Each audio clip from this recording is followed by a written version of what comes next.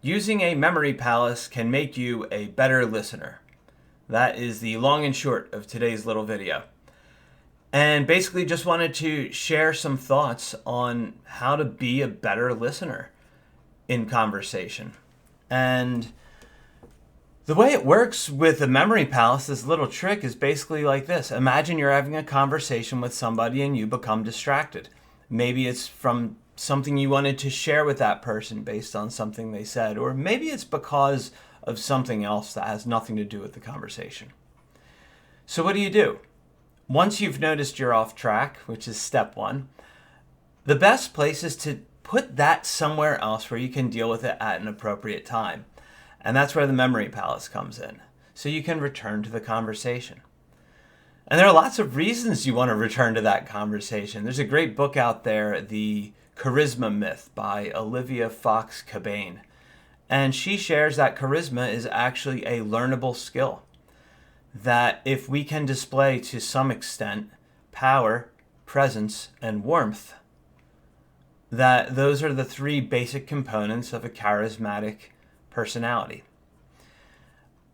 And so one of those, presence, is related to what we're talking about today. This idea of actually being in the conversation, knowing what the person's saying, listening to what they have to share. And so the idea of a memory palace goes like this.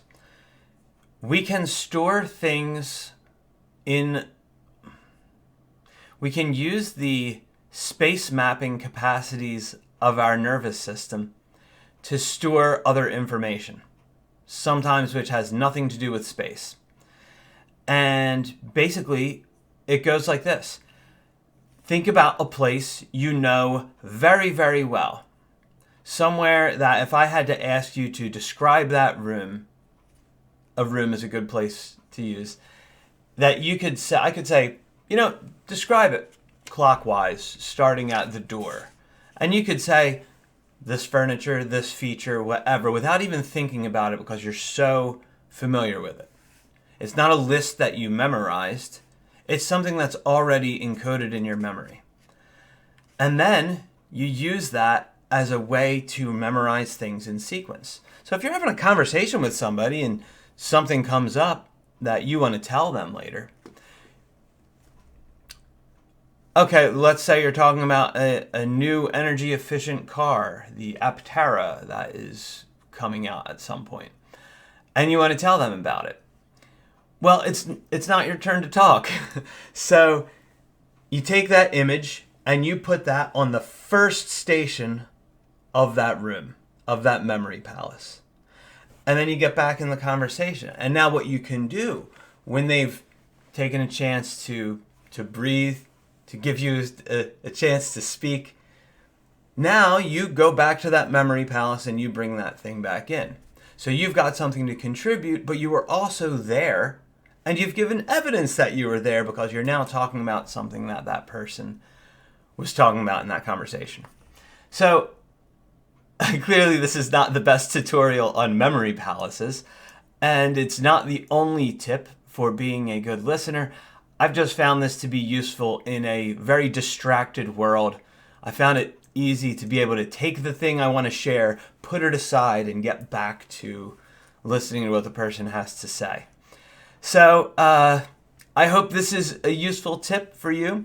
I should probably link up some good references on memory palaces. My first recommendation would be try that again. My first recommendation would be a character called Anthony Metivier. He was up in Canada. I think he's in Australia now. He does a ton of stuff on this, and he's got a big YouTube channel.